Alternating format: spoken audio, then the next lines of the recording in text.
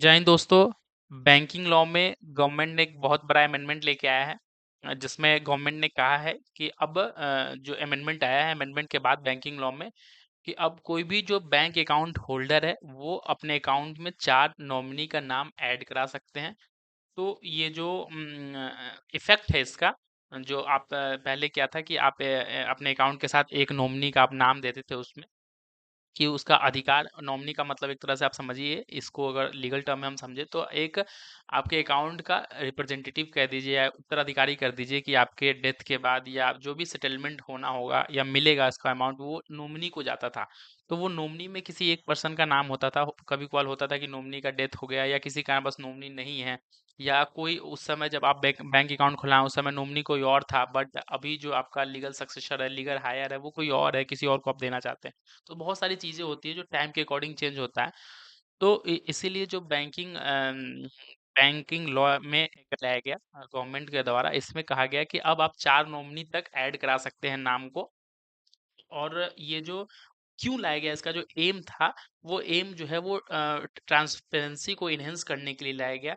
Faster claim settlement हो सके, उसका सुनिश्चित किया जा सके, क्लेम सेटलमेंट जल्दी से जल्दी हो, एक यूनिफॉर्मिटी आए क्रॉस मतलब पूरे बैंकिंग सिस्टम में। तो बहुत सारी चीज़ों को लेकर इस चीज़ को लाया गया और जो कि बहुत ही ज़रूरी था। तो मिनिस्ट्री ऑफ फाइनेंस के द्वारा ये किया गया है। तो एक बार इसको पढ़ते हैं कि की provision relating to nomination under the banking law amendment act 2025 to come into effect from 1 November 2025। तो ये 1 नवंबर 2025 से लागू होगा, ये इफेक्ट में आएगा कि आप 1 नवंबर 2025 के बाद आप या तो बैंक जाके, नहीं तो आप बैंक जाके करवा सकते हैं, नहीं तो ऑनलाइन पोर्टल के थ्रू भी आप करवा सकते हैं।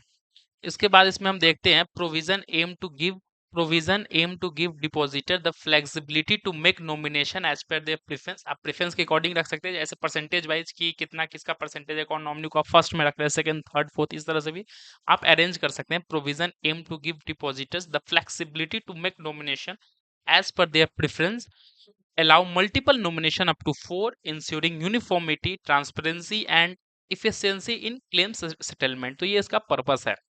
Then after Banking Law Amendment Act 2025 envisions to strengthen governance standards, enhance depositor and investor protection. ये एक तरह से डिपॉजिटर और इन्वेस्टर के लिए प्रोटेक्शन भी एक है।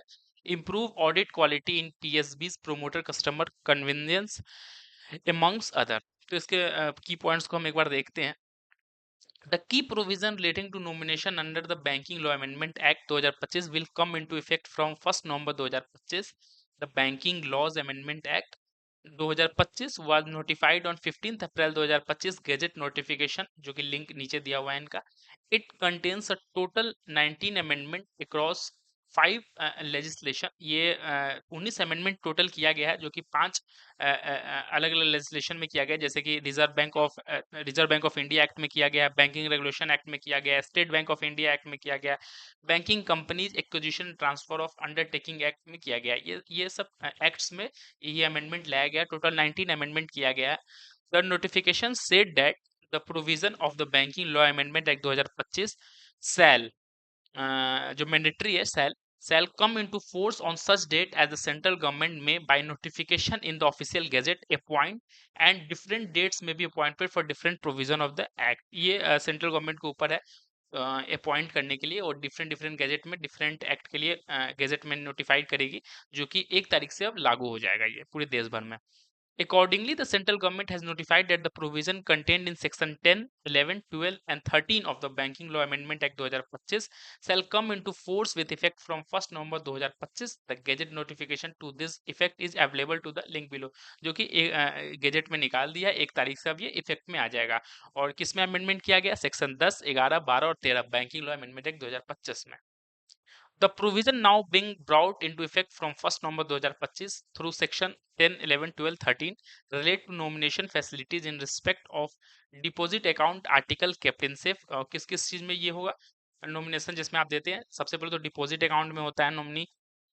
Article kept in safe custody, जो आप लॉकर में डालते हैं अपना आर्टिकल्स को, उसके लिए भी होता है। And the contents of safety locker maintained with banks. उसके बाद हम की प्रोविजंस देखते हैं इसमें कि कैसे होगा ये की फीचर्स क्या है इसके। तो पहला फीचर तो हमने जान लिया कि मल्टीपल नॉमिनेशन आप कर सकते हैं, मतलब कि आप 4 तक कर सकते हैं आप।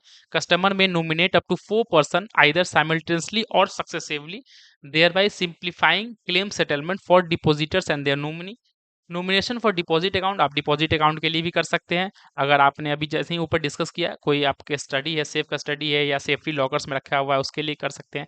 साइमल्टेनियस नॉमिनेशन में क्या होता है कि depositor may nominate up to 4 person and specify the share or percentage of entitlement of each nominee, ensuring that the total equal 100% and enabling transparent distribution among all nominees।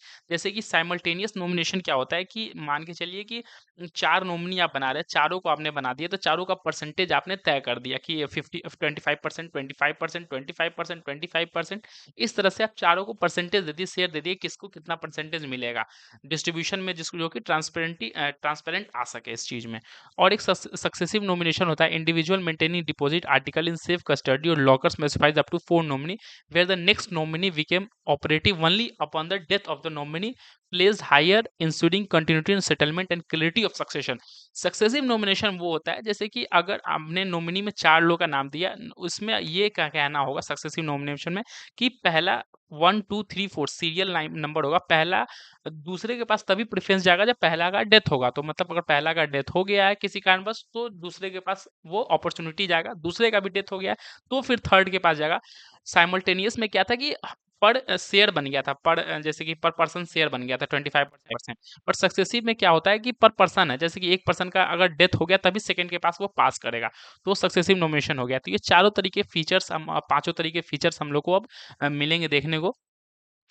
The implementation of this provision will give depositor the flexibility to make nomination as per their preference while ensuring uniformity, transparency and efficiency in claim settlement across the banking system। इससे क्या होगा कि जो settlement claim होता है जो कि काफी दिन तक पेंडिंग रहा जाता है, इसी कारण बस क्योंकि नॉमिनी का या तो डेथ होएगा या नॉमिनी को पता नहीं है क्लेम कैसे लेना है, या लीगल हायर को पता नहीं है कि कैसे वो पैसा जो डिपॉजिट में है उसको कैसे निकाला जाए, बहुत सारी चीजों के कारण जो है वो सेटलमेंट हो नहीं पाता है, पैसा फिर वापस आरबीआई को चला जाता है, बहुत दिक्कतें होती हैं। इस कारण ये सब सारे प्रॉब्लम अब सॉल्व होगा। अब नॉमिनेशन का कोई भी लफड़ा जो है वो अब नहीं ज़्यादा देखने को मिलेगा। जो सेटलमेंट है, जो क्लेम सेटलमेंट है बैंकिंग सिस्टम का, बहुत ही एक तो हल्का होगा, एफिशिएंसी उसका, और ट्रांसपेरेंसी भी होगा।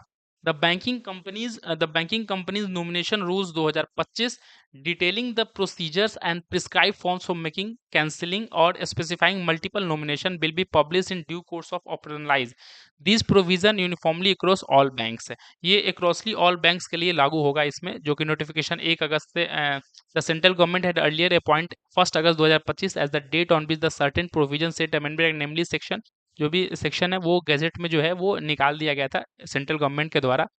और इसमें the banking law amendment act, आप इसको डायरेक्टली जाके भी पढ़ सकते हैं। The banking law amendment act 2025 aims inter alia to strengthen governance standard in the banking sector. ये बैंकिंग सेक्टर का जो बैंकिंग सेक्टर है उसके स्टैंडर्ड को अपग्रेड करने के लिए लाया गया इस चीज़ को। Ensure uniformity in the reporting by banks to the Reserve Bank of India, enhance depositor and investor protection, ये डिपॉजिटर को इनहेंस करने के लिए लाया गया, इन्वेस्टर प्रोटेक्शन के लिए भी है। Improve audit quality in public sector bank and promote customer convenience, और ये एक तरह से कस्टमर के कन्वीनियंस के लिए ही लाया गया है, कस्टमर को इससे इजीली हो through improve nomination facility. The act also provide for rationalisation of the tenure of the director other than the chairman and whole time director in cooperative bank। तो ये टोटल जो है वो फाइनेंस जो department है, ministry of finance के द्वारा किया गया है, लॉ लाया गया है। अब क्या है कि आप 4 नॉमिनी तक अपने बैंक अकाउंट में ऐड कर सकते हैं। Thank you.